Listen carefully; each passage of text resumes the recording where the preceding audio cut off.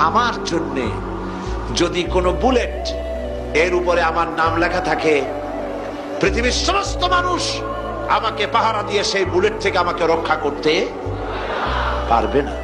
আর যদি কোনো বুলেটে আমার নাম লেখা না থাকে, সারা পৃথিবীর সমস্ত মানুষ বৃষ্টির মতো গুলি বর্ষণ করলেও একটি গুলিও আমাকে বিদ্ধ করতে পারবে না।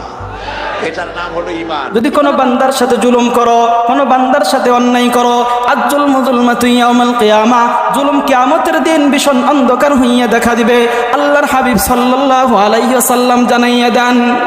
এই জন্য বান্দা যদি জুলুম করো, জুলুম করলে কি শাস্তি, কিরকম জুলুম? যে বড় সে ছোট ভাইয়ের পর জুলুম করে, ঠিক কিনা বলেন? যার একটু শক্তি বেশি দুর্বলের পর জুলুম করে। শুধু বাদশাহী জুলুম করে না, গ্রামের মানুষও জুলুম করে, কথা বলেন ঠিক কিনা? জুলুম বড় মারাত্মক।